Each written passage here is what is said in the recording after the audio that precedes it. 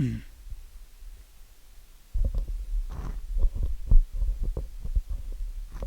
morning, church. Hope everybody's doing good. Hope you don't mind my towel. I was a little sweaty, so I thought I'd put on the towel and get into the Devo. So really excited about it. Hopefully, I hope you guys did read the book of Hosea. Maybe last night. That would have been a good book to read. And it's June 30th, if you can believe it already. We are flying by, and it's already Revelation chapter 17. And I want to give you the kind of the smack of the Devo right off the bat today. And I'm going to read from 1 Peter chapter 2 and verse 23, and then we'll get into the book of Revelation, the second part.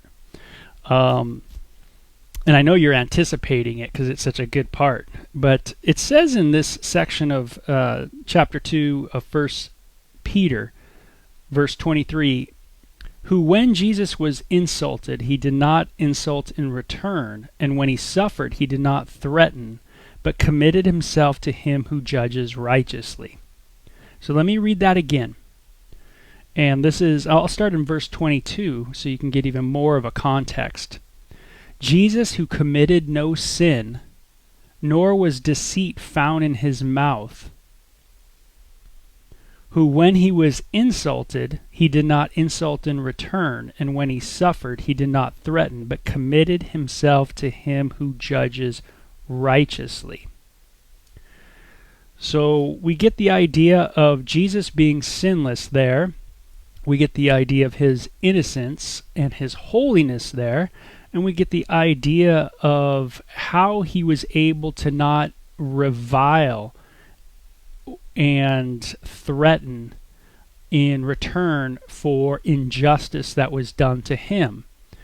And that was because it says he was committing himself to him who judges righteously. And so we get the idea there that God is a righteous judge, right? And if Jesus committed himself to him who judges righteously, then we should probably commit ourselves to him who judges righteously too. And so when we are insulted, we do not insult in return. And when we are threatened, we do not threaten in return, but we commit ourselves to him who judges righteously. So the mystery Babylon the Great, the religious part of the that's riding the beast, the Antichrist empire, is going to be judged, right? And we are told that already in the book, and we kind of now get into this kind of why, and that is because it's permeated the culture, the world, and it's infiltrated, right? Everything.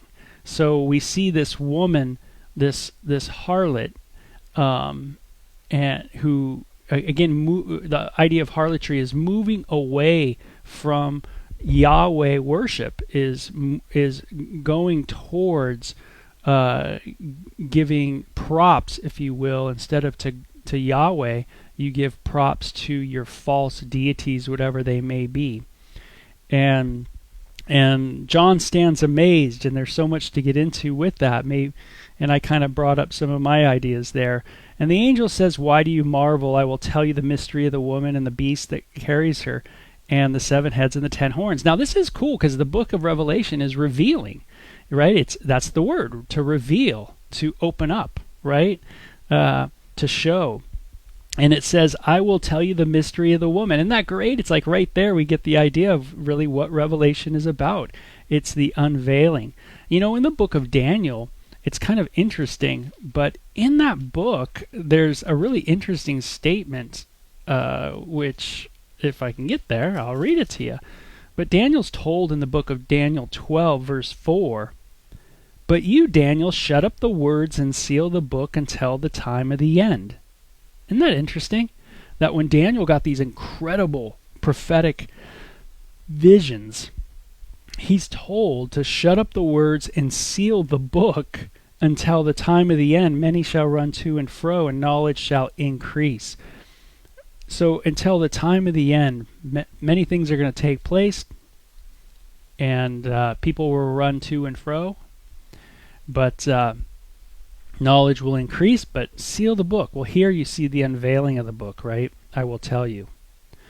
And we're going to get the understanding of the beast too. So it says, the beast you saw in verse 8 was and is not, and will ascend out of the bottomless pit. Kind of interesting language, right?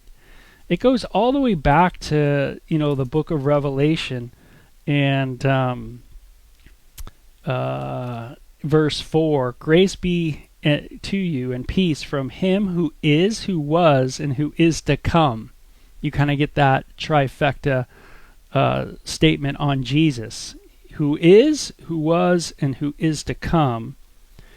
And then you get this statement always about the beast. The beast you saw was, is not, and will ascend out of the bottomless pit and go to permission. And you're going to see the same thing coming up again, which is interesting. So just hold on to that. But this is like a description of the beast, right? And we're told it very clearly that it's satanic in origin, right? The beast you saw was and is not, and will ascend out of the bottomless pit and go to perdition. Well, we already saw the beast that comes out of the bottomless pit. Satan, there's that link there between the beast and Satan. And go to perdition, and those who dwell on the earth will marvel.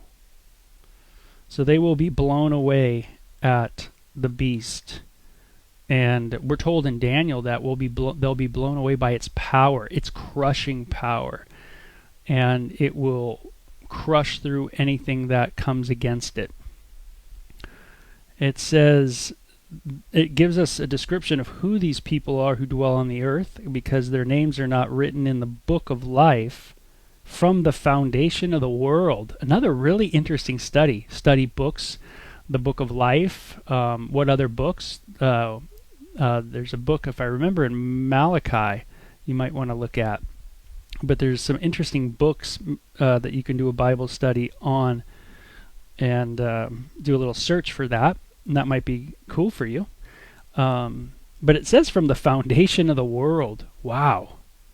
Man, that is a mind blower right there. And there's a lot of interesting thoughts on that as well. But when we see the beast that was and is not and yet to come, it's interesting, right? The beast was and is not. So we saw the beast that had all these empires in it, right? Empires that Daniel spoke of too. All that's in the beast that was, is not. So it's interesting. The beast was, right? It is not, and yet it is to come, right? And yet it is. So it's really interesting. And it says, here's the mind which has wisdom. The 7 heads are 7 mountains on which the woman sits. And I wish I had my Walvoord commentary with me right now, because John Walvoord does a great job with a lot of prophetic commentary. And if you don't know John Walvoord, you probably, it's always great to get a book. You can get a book from Walvoord on all the prophecies in the Bible, and it's really cool too. So hopefully the time in Revelation spurs you on in your prophetic studies, and maybe getting a book like that would really be a good source for anyone. So John Walvoord. But in his, he quotes, I want to say it's Siess. It looks like Siess or something, another commentary writer. And he talks about, he sees the other places in the Bible, like in the book of Daniel and like in the book of Jeremiah, and some other places where the idea of mountain is always used to talk about kingdoms and empires. And so we see that the Messiah will also have a mountain himself, a kingdom in himself, or he'll be the king of that kingdom in the book of Daniel. And at the time, Daniel is really interesting. Where it says that Daniel, in the chapter 2 statue prophecy that's given, you got to check it out. It's really cool. But it says that out of all these kingdoms that are listed, that are told that are going to make up this representation of the statue, it says that this rock would be hewn out of a mountain, and then it would become a great kingdom, and you get the idea that the Messiah will crush. It says all of them at the same time. Really interesting. So at the same time, the Messiah is going to crush Babylon, Medo-Persian Empire, the Greco Empire, and it could be the Roman Greco Empire, that we can link that together as well. But all at the same time, the Messiah is going to come against those empires. And so, we get an idea that this end time beast will have all these empires obviously in it, and that they'll be crushed by the Messiah at this time in one shot, and then Messiah will set up his kingdom. But what I'm getting at is that term mountain in the commentary is referring us back to the idea of kingdoms. So when it says the 7 heads are 7 mountains, 7 kingdoms, empires on which the woman sits. So the false religious system is riding on these 7 kingdoms. Okay, what kingdoms are they? Well, we'll get into this. It says there are also 7 kings to the kingdom, right? Just as Jesus is a king to his kingdom. 5 have fallen, 1 is, and the other has not yet come. Okay, so it's interesting, right? Because you looked up, we saw the beast that you saw was and is not, and will ascend out of the bottomless pit.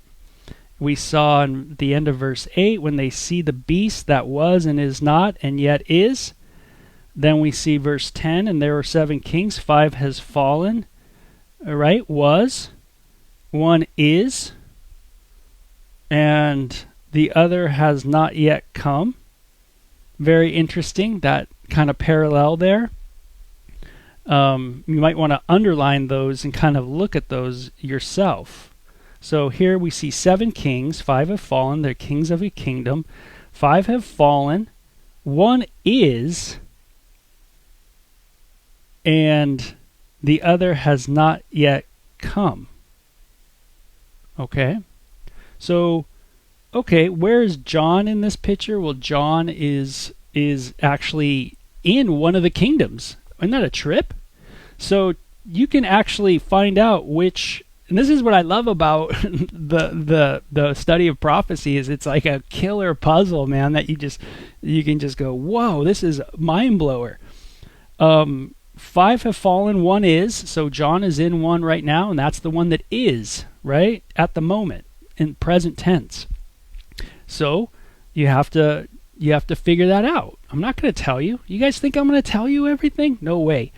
And I'm not going to reveal all the kingdoms here and how this is going to go, by the way. You're going to have to figure this out, right? But it's neat to do so. Okay? So 1 is, 5 have fallen, 1 is, and it says what? And the other has not yet come. Okay, so this sounds like the beast that was, is not, and yet is. Boom, what a trip, right? And it says, when the 1 is, and the other has not yet come, and when he comes, he must continue a short time, right? So you get that short time. Always go back to where that's referenced again in the book of Revelation, right? The beast goes down to the earth. Woe to you, earth and sea, for the devil is sent to you, knowing his time is short, right? So you still get the idea of a real satanic twist to it all. Real super deception, right? Satan is called the what? Deceiver, slanderer. Those are what his names mean, right? Slander, deceiver. moving away from harlotry. Book of Hosea again, idea of moving away from religious, from attributing things to God. Instead of looking to God as the source, is instead attributing those things that should be attributed to God, Yahweh, you're now attributing to false deities, Bel, Baal, Molech, la-di-da, those kind of things, worshiping the creation, worshiping, things that aren't God. So it says, let's go even more. Verse 11, when the beast that was and is not is himself also the eighth. Whoa! Is also the eighth. Okay? What a trip. And it says, and is of the seven. Whoop. Is of the seven and is going to perdition. So what does this tell us in a nutshell from what we learn right today? Is first of all, we learn this from the seven heads and what we're told right now, is that there's going to be 7 kingdoms. One of them John is in. 5 of them were before. Remember, always think Israel. What kingdoms were against Israel? What are biblical kingdoms that were against Israel? Just name them off. I'm not gonna for you, but you're going to have to go through your Bible and find them. And the enemies, if you will. And they all are going to be, these enemies are all a part of the empire of the beast. They're all part. God, Messiah will crush them in one blow. Them all, which is great. So we know that one is, and then it says another has not yet come. So there's one that's after the one that John's in. And then that one that's after John's in, the one that's after that, there'll be another one that is attached to the one that is the 7th. Whoa! Okay, so we're getting some really cool, I think, fun things, some specific things to look at in this passage. And that's the neat thing, exciting thing about studying the Bible, is you just go, whoa, this was written so long ago. So super long ago. And it's like when you study the book of Daniel chapter 9, and there was a question on A Reason for Hope the other day about that specific section of the scripture. And it was great because, Scott and Sean, I think it was Scott and Sean, were able to go over the 490 years prophecy of Daniel and just how specific it is. And that's what I'm getting at, is sometimes the what's the word? I forget, it's a long word. But anyway, this specifics of God is just absolutely amazing.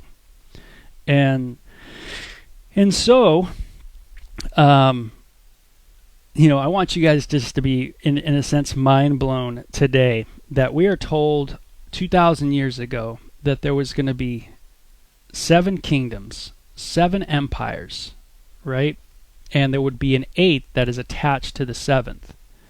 And we know that John is in the 6th because 5, it says, have already fallen, and 1 is, and the other has not yet come. And when he comes, he must continue a short time. So, hopefully you guys are going, whoa, this is pretty cool stuff. And how does this relate to just thinking about the Lord? Well, remember, the Lord's the righteous judge. And he's got a plan, and that's for sure. And you don't have to worry about, this is all written about already. It's absolutely amazing.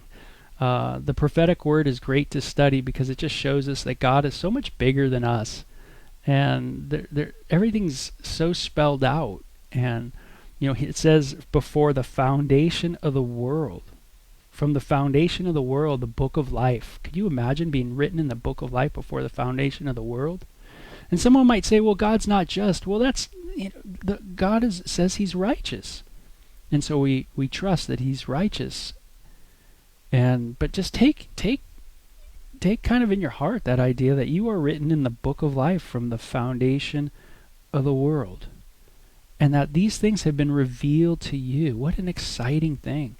that these things are revealed to you, that you're not blinded to these amazing prophecies that really just tell you, it tells you kind of what empire is going to be the last empire, and what you can know is going to happen. And remember, don't look overseas. Get your eyes off of here. Get them over there. That's where it's at. So, hey, you guys have a great day, and hope you enjoy it. It looks beautiful out there, that's for sure. And thank you for don't minding my towel too much, okay? So you guys take care. And tomorrow we're going to keep on this wonderful chapter because it's awesome.